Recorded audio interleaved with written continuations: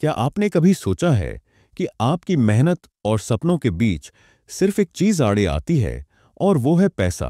क्या आपने कभी सोचा है कि पैसे और खुशी का असली संबंध क्या है? क्या आप महसूस करते हैं कि पैसे का पीछा करते करते हम अपनी सच्ची खुशी और संतोष को कहीं खो देते हैं? या फिर ये सवाल आपके मन में आया है कि दी एनर्जी ऑफ मनी जैसे किताबें आखिर कैसे हमारी मानसिकता और जीवन को बदल सकती हैं? पैसा केवल एक साधन नहीं है, बल्कि एक ऊर्जा है जो सही दिशा में बहने पर आपके जीवन को पूरी तरह बदल सकती है। अगर आप अपने जीवन में सच्ची खुशी, आत्मसंतोष और वित्तीय आजादी चाहते हैं, तो ये वीडियो आपके लिए एक गेम चेंजर साबित हो सकता है। नमस्कार दोस्तों, स्वागत है आपका राइज विद विंग्स में, जहां हम आपको ज्ञान के पंख देते हैं ताकि आप अपनी जिंदगी में ऊंचाइयां छू सकें। आज हम एक बेहतरीन किताब दे में एनर्जी ऑफ मनी की गहराई में उतरने वाले हैं, जो आपके पैसे कमाने, संभालने और जीवन को नए आयाम देने के नजरिए को बदल देगी। इस किताब में मरिया नेमेथ हमें सिखाती हैं कि कैसे हम पैसे को सिर्फ एक साधन के रूप में नहीं, बल्कि अपनी आत्मिक यात्रा और आंतरिक संतुष्टि के हिस्से के रूप में देख सकते हैं। द एनर्जी ऑफ मनी हमें यह बताता है कि असली धन और सच्ची खुशी का संगम सिर्फ तब होता है जब हम अपने उद्देश्य के साथ पैसों का सही उपयोग करते हैं। तो चलिए इस किताब की गहराई में उतरते हैं और समझते हैं कि किस तरह हम इस ज्ञान को अपने जीवन में लागू कर सकते हैं। Chapter 1, understanding the true nature of money. जरा सोचिए, अगर पैसा एक जिंदा चीज होता तो वो आपके साथ किस तरह का रिश्ता बनाना चाहता? प्यार भरा, डरावना या फिर सम्मान से भरा? लेखिका मरिया नेमेथ इस अध्याय में हमें एक बिल्कुल नया नजरिया देती है। वो कहती हैं कि पैसा केवल भौतिक साधन नहीं है, बल्कि एक प्योर एनर्जी है। ये ऊर्जा बिल्कुल वैसी है जैसी हम जीवन में बाकी चीजों के लिए महसूस करते हैं, जैसे उत्साह, प्रेम या प्रेरणा। बहुत से लोग पैसे को लेकर डरते हैं कि मेरे पास कभी पर्याप्त पैसा नहीं होगा, पैसा पाना मुश्किल है, पैसा इंसान को खराब कर देता है। ऐसे नकारात्मक विचार हमें पैसे से दूर कर देते हैं, जबकि असल में पैसा तो सिर्फ एक तटस्थ ऊर्जा, न्यूट्रल एनर्जी है। पैसा ना अच्छा है ना बुरा, वो बस वही रूप लेता है जैसा हम उसे देते हैं। मरिया हमें सिखाती हैं कि हमें पैसे को लक्ष्य नहीं बनाना चाहिए, बल्कि अपने जीवन के बड़े मकसदों को पूरा करने का एक साधन समझना चाहिए। याद रखिए, money is concealed energy and releasing it releases life's possibilities. यानी पैसा संचित ऊर्जा है, और जब आप इसे सही तरीके से खर्च करते हैं तो आप अपने जीवन की अनंत संभावनाओं को खोलते हैं। मरिया कहती हैं कि हमारे पैसे के साथ संबंध हमारे भीतर के विश्वासों और भावनाओं का आईना है। अगर हम पैसे को लेकर गड़बड़ी, डर या दोष महसूस करते हैं तो वो हमारे बैंक अकाउंट में भी झलकता है। लेकिन जब हम पैसा एक साफ, सकारात्मक ऊर्जा के रूप में देखते हैं तो ये हमारे जीवन में समृद्धि और संतुलन लाता है। अगर हम पैसे को सही ऊर्जा के साथ देखना और संभालना सीख जाएं, तो वो हमारी जिंदगी में खुशी, शांति और स्वतंत्रता ला सकता है। यही कारण है कि मरिया कहती हैं कि clear intentions, clear goals, honest actions ही पैसे की ऊर्जा को हमारे पक्ष में काम में लाने का तरीका है। Main points of this chapter. पैसा सिर्फ नोटों और सिक्कों का नाम नहीं है, ये एक जीवित ऊर्जा है। हम जिस सोच और भावना से पैसे को देखते हैं, वही हमारे अनुभव में झलकती है। पैसा लक्ष्य नहीं है, यह आपके जीवन के बड़े सपनों और उद्देश्यों को पूरा करने का साधन है। अपने पैसे के साथ रिश्ते को सुधारना, अपने जीवन के हर क्षेत्र में ऊर्जा का बहाव सुधारना। तो दोस्तों, अब आपने जाना कि पैसा असल में क्या है, एक जिंदा, बहती हुई ऊर्जा। लेकिन क्या आपने कभी सोचा है कि हम इस ऊर्जा को अपने ही हाथों से कैसे रोक देते हैं? और कौन से हिडन मेंटल बैरियर्स हैं जो हमें हमारी वित्तीय सफलता से दूर रखते हैं?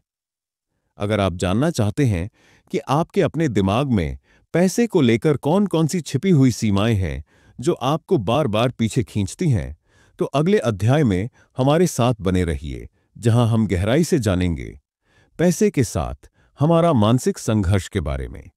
चैप्टर 2, हमारी मानसिक संघर्ष से पैसे। क्या आपने कभी खुद से पूछा है कि जब भी आप पैसे के बारे में सोचते हैं तो अंदर एक अजीब सी घबराहट क्यों होती है? मरिया नेमेत इस अध्याय में एक गहरी सच्चाई खोलती है कि हमारा असली संघर्ष पैसे से नहीं, बल्कि अपनी सोच और विश्वासों से है। यही आंतरिक संघर्ष हमें पैसे कमाने, बचाने और बुद्धिमानी से खर्च करने से रोकता है। सबसे पहले मरिया हमें याद दिलाती है कि हमारा पैसे के साथ रिश्ता बचपन में ही बनना शुरू हो जाता है। आपने घर में पैसे को लेकर कौन कौन सी बातें सुनी हैं? पैसे पेड़ पर नहीं उगते। अमीर लोग लालची होते हैं। अगर ज्यादा पैसा चाहोगे तो खुश नहीं रह पाओगे। ये बातें हमारे अवचेतन मन में जड़ पकड़ लेती हैं और हमारे भविष्य के फैसलों पर गहरा असर डालती है, चाहे हम इसे महसूस करें या नहीं। मरिया बताती हैं कि हमारे भीतर कई सेल्फ लिमिटिंग बिलीफ्स पल रहे होते हैं। मैं पैसे के लायक नहीं हूं। मेरे पास पैसा टिकता नहीं है। असली संतोष तो साधनों से दूर रहकर ही मिलता है। ये विचार हमारी आंतरिक ऊर्जा को अवरुद्ध कर देते हैं और हम खुद सफलता से दूर हो जाते हैं। एक बहुत ही दिलचस्प कॉन्सेप्ट मरिया यहां पेश करती हैं, ट्रबल एट द बॉर्डर, यानी जब हम अपनी सपनों की दुनिया से निकलकर हकीकत में कदम रखते हैं तो डर, उलझन और संदेह की दीवारें हमारे रास्ते में आ खड़ी होती हैं। यानी जब हम कोई बड़ा कदम उठाने की सोचते हैं, जैसे नया बिजनेस शुरू करना, सेविंग्स बढ़ाना या इन्वेस्टमेंट करना, तो अंदर से एक आवाज आती है कि तू कौन होता है? इतने पैसे तेरे बस के नहीं।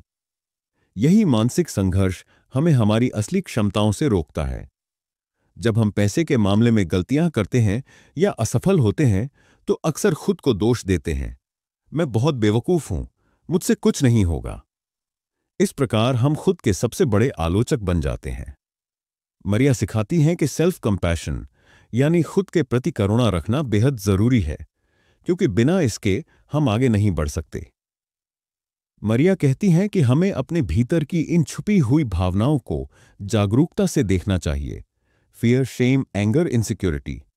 जब हम इन्हें पहचानते हैं और इनसे मुकाबला करते हैं, तभी हम पैसे के साथ एक स्वस्थ और सशक्त रिश्ता बना सकते हैं। संघर्ष का असली कारण हमारे भीतर बैठे पुराने विश्वास और डर हैं। बचपन की सुनी सुनाई बातें आज भी हमारी आर्थिक सोच पर हावी हैं। बड़े सपनों को सच करने के रास्ते में अंदर से डर और संदेह उठना बिल्कुल सामान्य है। खुद को दोष देने के बजाय खुद के साथ करुणा और समझदारी से पेश आना जरूरी है। पैसे को लेकर अपनी सच्ची भावनाओं को समझना पहला कदम है आर्थिक आजादी की ओर। तो दोस्तों, अब आप समझ चुके हैं कि असली जंग तो हमारे भीतर चल रही है, और अगर हम अपने पुराने डर और गलत विश्वासों से ऊपर उठ जाएं, तो पैसा खुद हमारे जीवन में बहने लगेगा। लेकिन अब सवाल ये उठता है, जब सपना बड़ा हो और डर भी उतना ही बड़ा हो, तो आखिर हम उस सपने को सच करने के लिए पहला कदम कैसे उठाएं?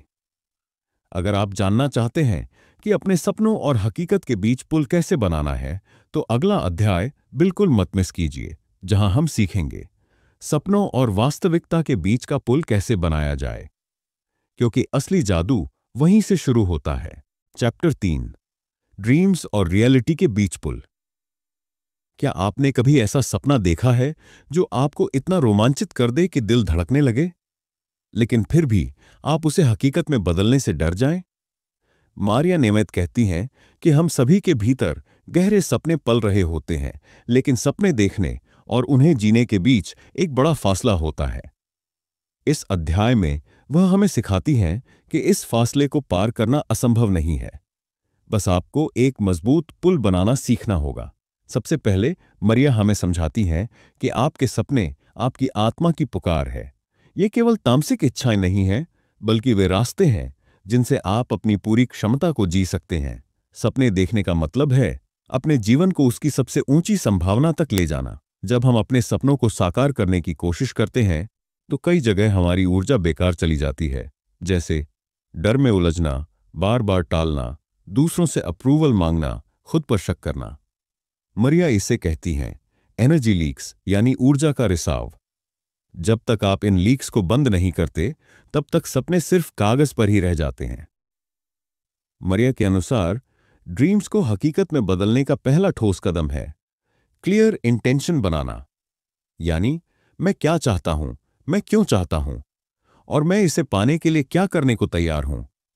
इरादा कोई हल्की सी इच्छा नहीं है, बल्कि एक शक्तिशाली प्रतिबद्धता है जो आपके सपने को खींचकर हकीकत में लाती है। सिर्फ इच्छा से कुछ नहीं होता। मरिया हमें सिखाती है कि हमें अपने सपनों को स्मार्ट गोल्स में बदलना होगा, जैसे specific, measurable, achievable, realistic, time bound.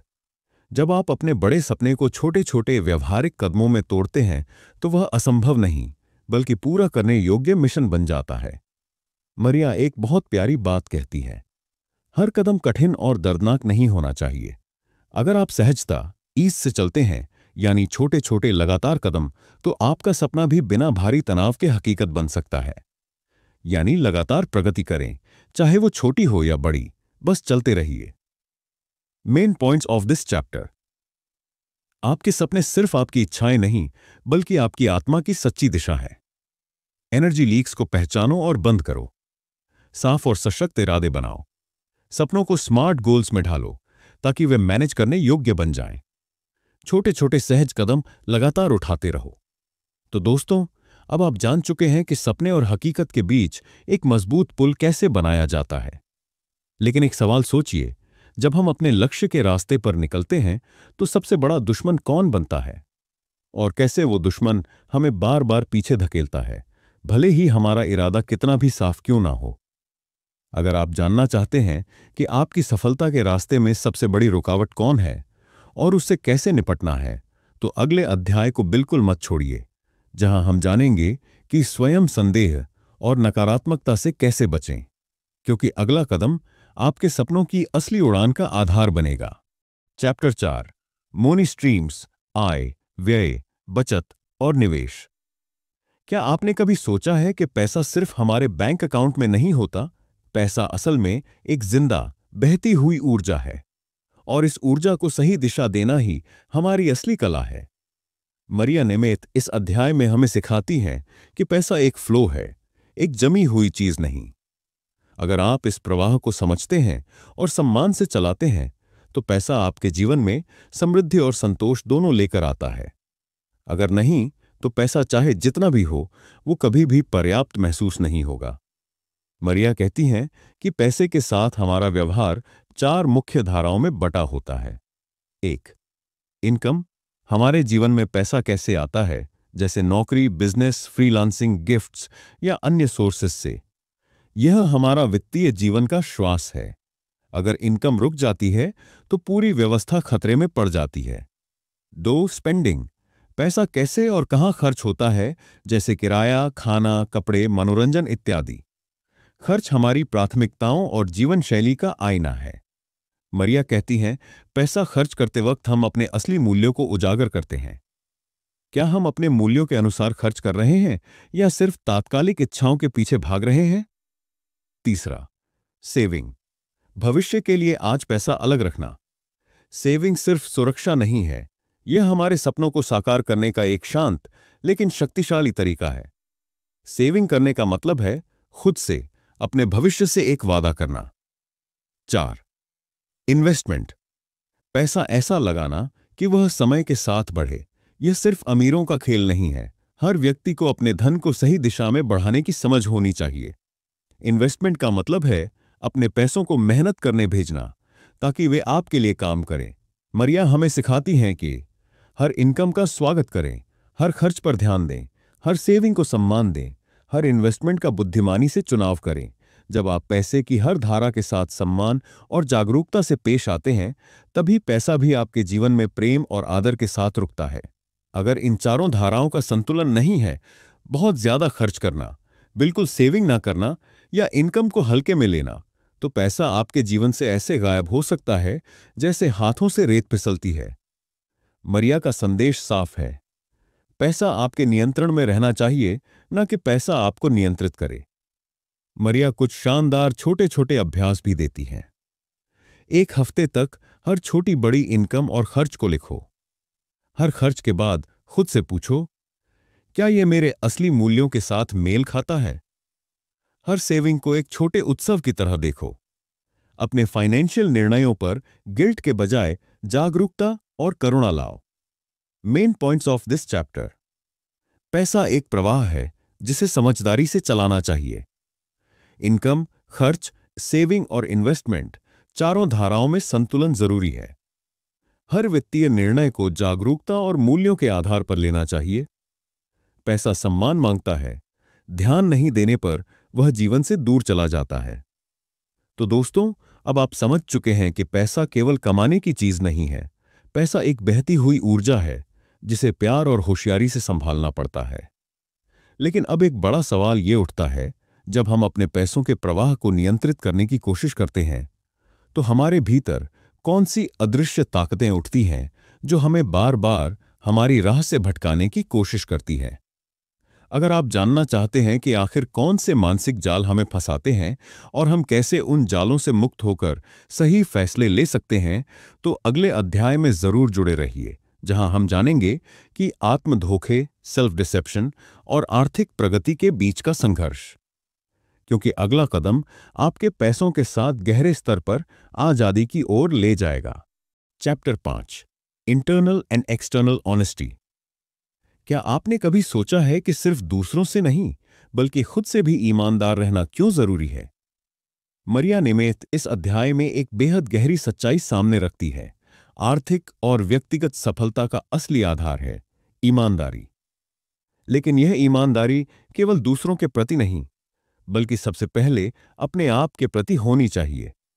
अगर आपकी आंतरिक और बाहरी दुनिया में सच्चाई नहीं है, तो पैसा चाहे जितना भी आए, वह आपके जीवन में खुशी और संतोष नहीं ला सकता। आंतरिक ईमानदारी का मतलब है अपने विचारों, भावनाओं और इच्छाओं को बिना झूठ बोले खुद से स्वीकार करना। खुद से यह पूछना कि क्या मैं सच में वही चाहता हूं जो मैं कहता हूं? क्या मेरे इरादे और मेरे कर्म मेल खाते हैं? क्या मैं अपनी कमजोरियों को ईमानदारी से देख पा रहा हूं? मरिया बताती हैं कि जब हम अपने भीतर के सच को स्वीकार करते हैं, तभी असली आत्मबल, इनर स्ट्रेंथ, विकसित होता है। बाहरी ईमानदारी का मतलब है अपने शब्दों और कामों में दूसरों के प्रति सच्चा और साफ रहना। यह सिर्फ झूठ न बोलने तक सीमित नहीं है, बल्कि यह वादे निभाने, समय पर काम पूरा करने और ट्रस्ट बनाए रखने की बात है।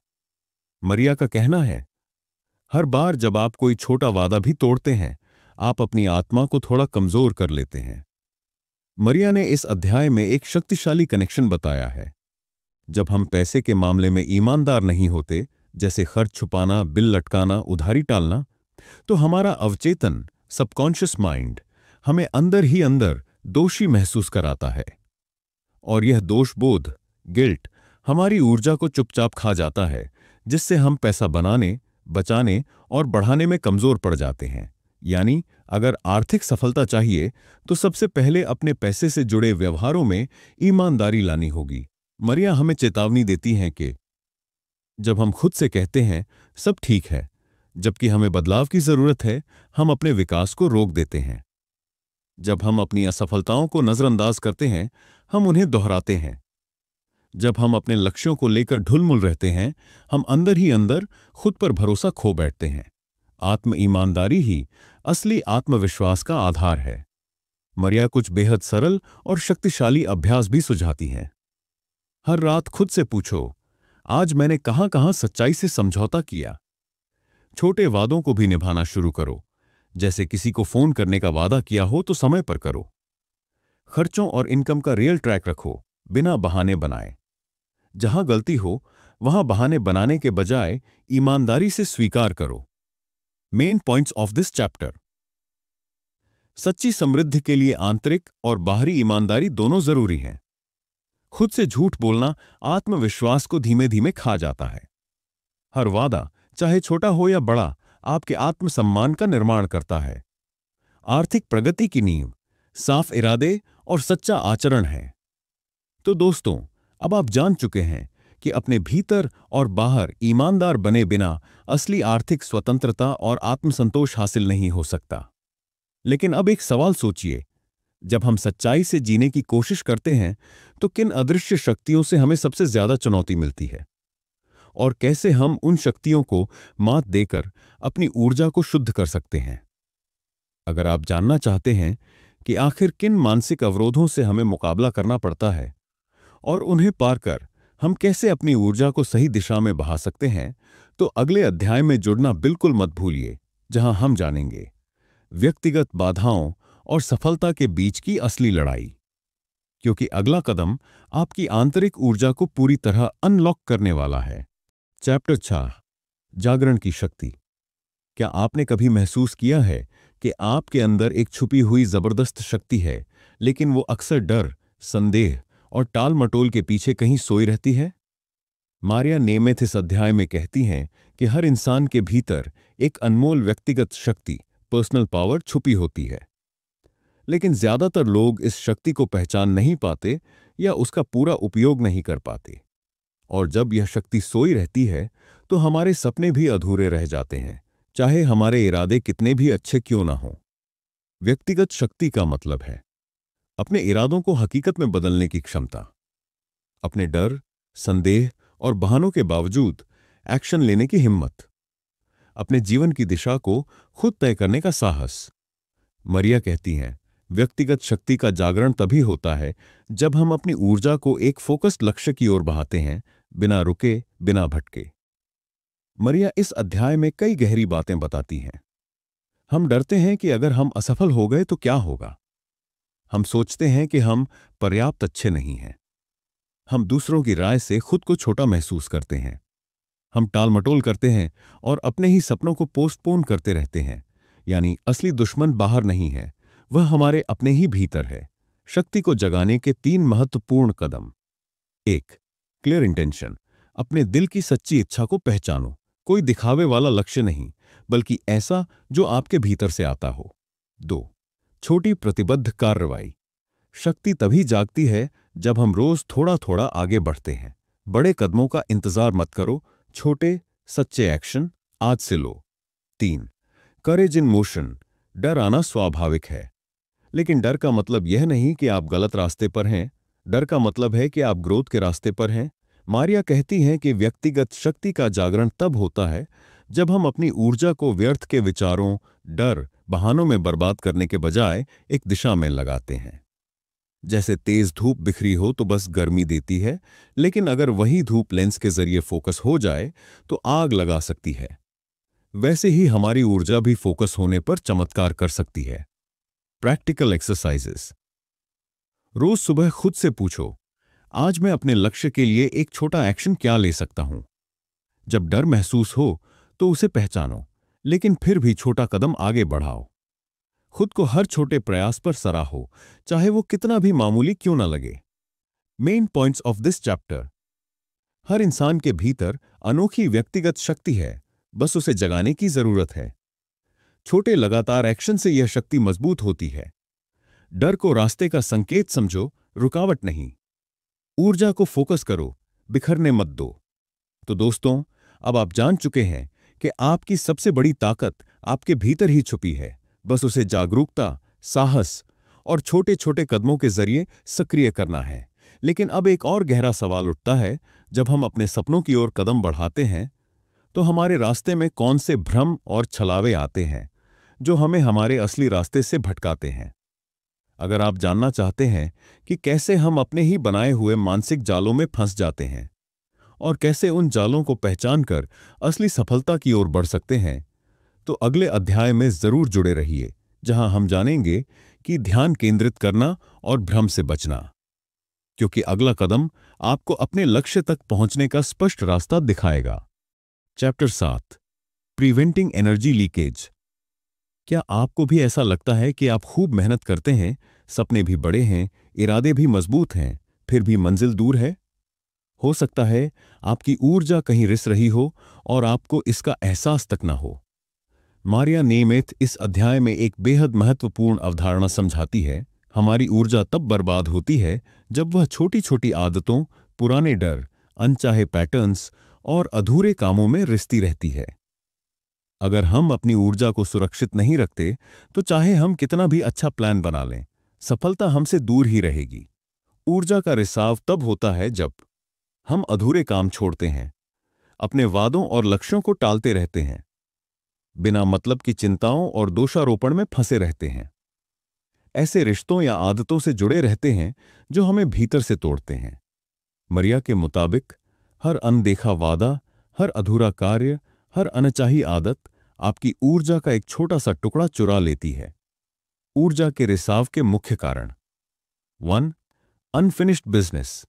घर पर पड़े पुराने बिल, अधूरी बातचीतें, अपूर्ण प्रोजेक्ट्स, ये सब हमारी ऊर्जा चुपचाप खा जाते हैं। 2. प्रोक्रास्टिनेशन। जितना हम टालते हैं उतनी ही ज्यादा मानसिक थकान और अपराध बोध बढ़ता है। 3. Blame and complaining. जब हम बार बार दूसरों को जिम्मेदार ठहराते हैं तो अपनी शक्ति भी दूसरों को सौंप देते हैं। 4. Toxic relationships. ऐसे रिश्ते जो केवल खिंचाव, क्रोध या डर पैदा करते हैं, हमारी ऊर्जा का बहुत बड़ा रिसाव करते हैं। ऊर्जा के रिसाव को कैसे रोका जाए? पहला, पुराने अधूरे काम पूरे करें। एक लिस्ट बनाएं और रोज एक छोटा काम पूरा करें। यह आत्मविश्वास भी बढ़ाता है और ऊर्जा भी बचाता है। दूसरा, कमिटेड एक्शन लें। तय करें कि अब आप अपने वादों को समय पर पूरा करेंगे, खुद से और दूसरों से। 3. सीमाएं निर्धारित करें। उन आदतों, कामों और रिश्तों से दूरी बनाएं जो आपकी ऊर्जा खींचते हैं। 4. सकारात्मक सोच और आत्म जिम्मेदारी अपनाएं। शिकायतों और बहानों से बाहर निकलकर कहें, मैं अपने जीवन का निर्माता हूं। प्रैक्टिकल एक्सरसाइज बाय मरिया।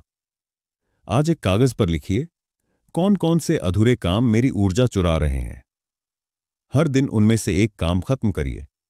खुद से वादा करिए, मैं अपनी ऊर्जा को बचाने और बढ़ाने का संकल्प लेता हूं। छोटे छोटे सुधार समय के साथ बड़े कमाल करते हैं। बिंदु यह कैप्टर है, अधूरे काम, टालमटोल, दोषारोपण और नकारात्मक संबंध ऊर्जा के सबसे बड़े रिसाव हैं।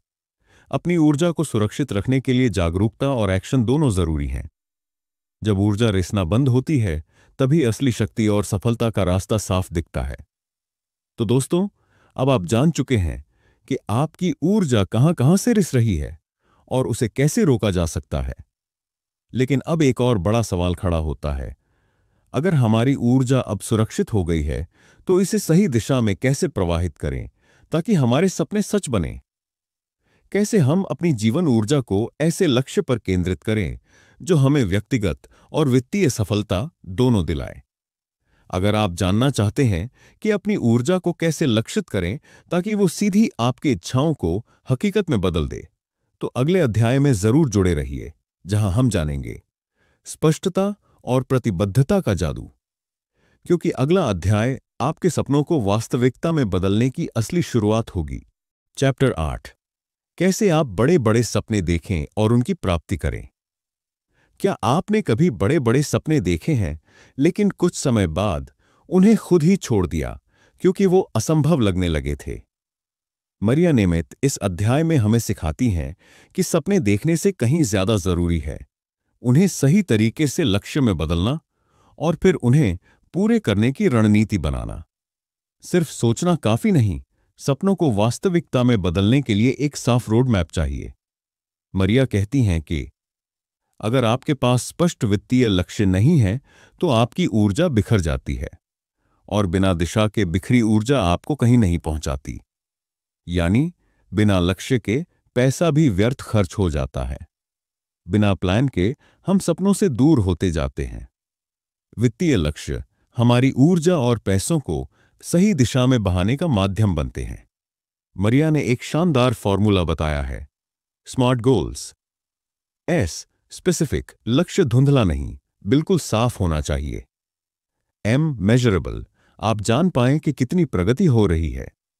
ए, अचीवेबल, पूरी तरह संभव हो, अवास्तविक नहीं। आर, रिलेवेंट, आपके जीवन के बड़े मकसद से जुड़ा हो। टी, टाइम बाउंड, तय समय में पूरा करना हो। फॉर एग्जाम्पल, मैं पैसा बचाऊंगा नहीं, बल्कि मैं अगले 6 महीनों में हर महीने 5,000 रुपये सेव करूंगा ताकि दिसंबर तक 30,000 रुपये जमा हो जाएं। वित्तीय लक्ष्य बनाने और पूरे करने के 5 मजबूत कदम। 1, लक्ष्य लिखिए, बस सोचिए मत। जो चीज लिखी जाती है वह कहीं ज्यादा मजबूत इरादा बन जाती है। 2, लक्ष्य को छोटे हिस्सों में बांटिए। बड़ा लक्ष्य डराता है, छोटे कदम उत्साहित करते हैं। 3, एक्शन प्लान बनाइए। सिर्फ तय करना नहीं, बल्कि हर हफ्ते क्या करना है इसकी लिस्ट बनाइए। 4, आत्मजांच करते रहिए। हर हफ्ते खुद से पूछिए, क्या मैं अपने लक्ष्य के करीब बढ़ रहा हूं? पांचवी, मन में आने वाली बाधाओं के लिए पहले से तैयार रहिए। आलस, डर, बहाने, इन सब का सामना करना पड़ेगा। और हर बार याद रखें, मैं अपने वित्तीय भविष्य का निर्माता हूं। प्रैक्टिकल एक्सरसाइज बाय मरिया। एक कागज पर अपना एक स्पष्ट, मापनीय और समयबद्ध वित्तीय लक्ष्य लिखिए। हर सप्ताह के लिए एक छोटा कदम तय करिए। हर छोटी उपलब्धि पर खुद को सराहिए, इससे ऊर्जा बढ़ती है। Main points of this chapter. बिना स्पष्ट लक्ष्य के ऊर्जा और पैसा दोनों बर्बाद होते हैं। स्मार्ट लक्ष्य बनाना और छोटे छोटे कदम लेना सफलता की कुंजी है। वित्तीय लक्ष्य सिर्फ पैसों के बारे में नहीं होते, ये आत्मविश्वास, स्वतंत्रता और आत्मसम्मान का भी निर्माण करते हैं। तो दोस्तों, अब आप जान गए कि सपनों को सच करने के लिए सिर्फ सोचने से काम नहीं चलेगा, बल्कि एक स्मार्ट रणनीति के साथ लक्ष्य बनाना और उस पर लगातार काम करना जरूरी है। लेकिन अब एक और बड़ा सवाल उठता है, जब हम लक्ष्य के रास्ते पर चलते हैं तो बीच में कौन कौन से छिपे हुए डर और आत्मसंदेह सामने आते हैं जो हमें रोकने की कोशिश करते हैं। और सबसे अहम बात, हम इन आंतरिक बाधाओं को कैसे पहचानें और उन्हें कैसे पार करें। अगर आप जानना चाहते हैं कि कैसे आप अपने भीतर छिपे डर और संदेह को मात देकर अपने सपनों तक पहुंच सकते हैं, तो अगले अध्याय में जरूर जुड़े रहिए, जहां हम जानेंगे आंतरिक बाधाओं से मुक्ति का रहस्य, क्योंकि असली जीत बाहर नहीं, भीतर से शुरू होती है। चैप्टर 9। एक संयोजन है धैर्य, साहस और करुणा। क्या आपने कभी महसूस किया है कि जब आप अपने लक्ष्य की ओर बढ़ते हैं तो रास्ते में न सिर्फ मुश्किलें आती हैं, बल्कि खुद से भी लड़ाई करनी पड़ती है? मारिया नेमेथ इस अध्याय में हमें सिखाती है कि सिर्फ काम करना या मेहनत करना काफी नहीं होता। सपनों को साकार करने के लिए हमें धैर्य, साहस और करुणा, इन तीन शक्तियों को एक साथ साधना पड़ता है। यह त्रिकोण हमारी यात्रा को मजबूत और स्थायी बनाता है। धैर्य। जब भी हम कोई बड़ा लक्ष्य तय करते हैं तो हमें तत्काल परिणाम नहीं मिलते। धैर्य हमें सिखाता है कि सही समय आने तक प्रयास करते रहना ही असली सफलता है।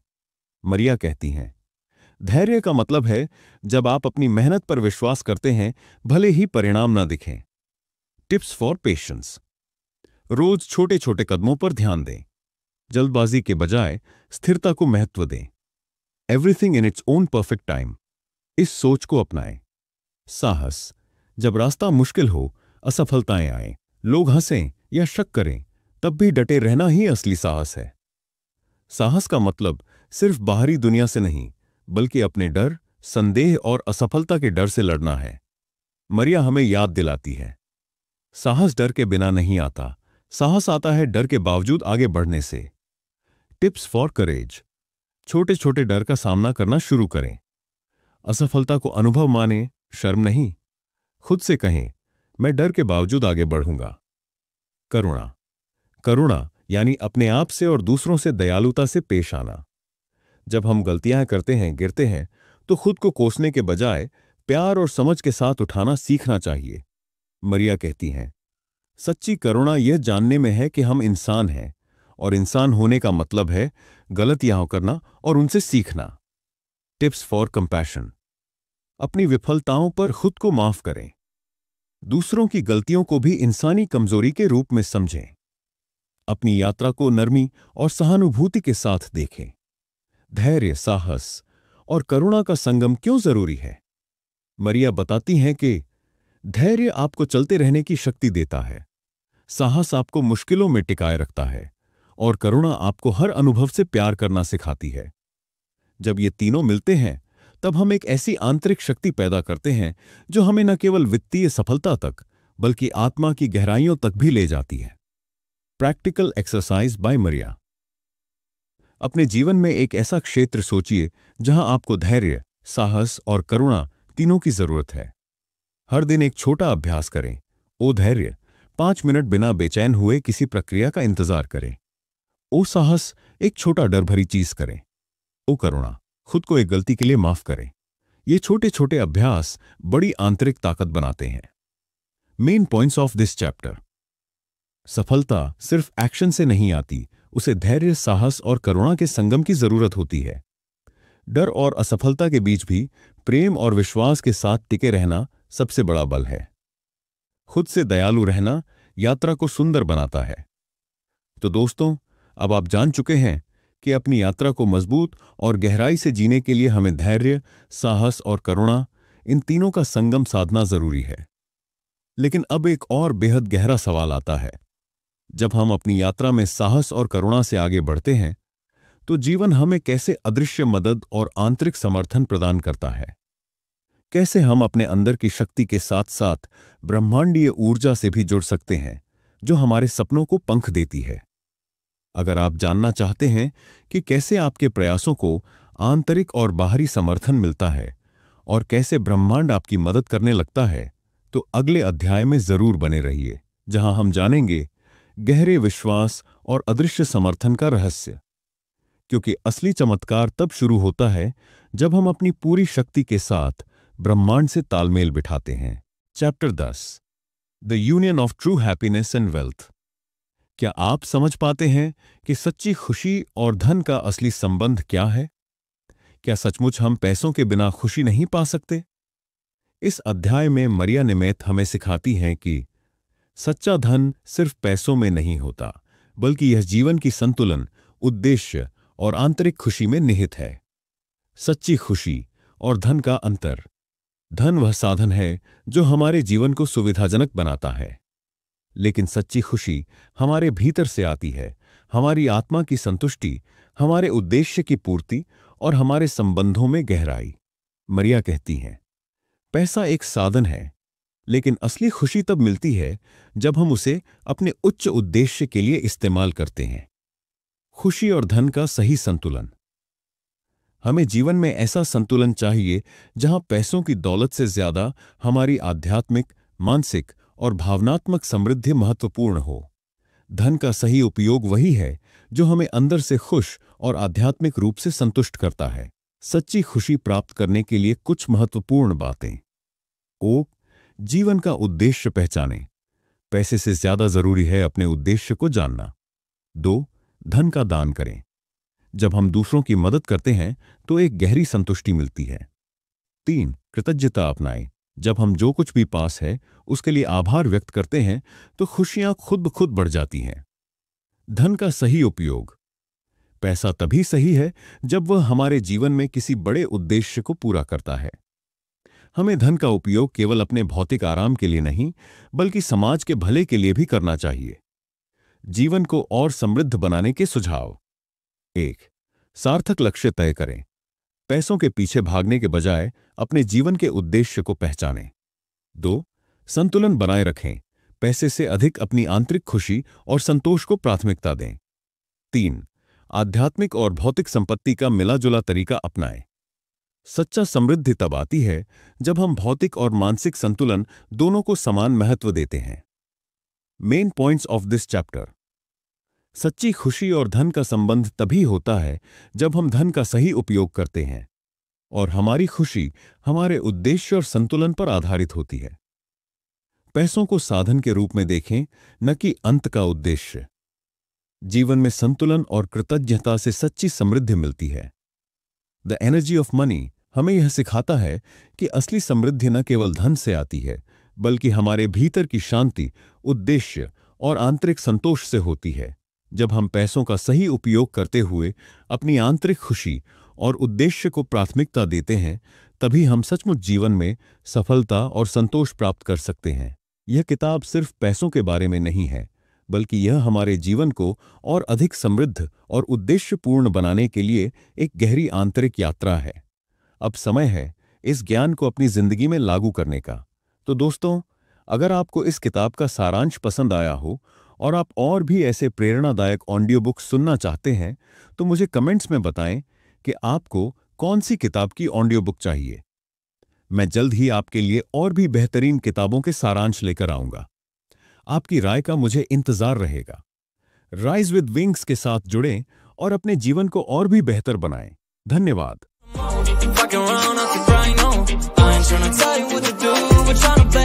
Baby, I ain't playing by your rules. Everything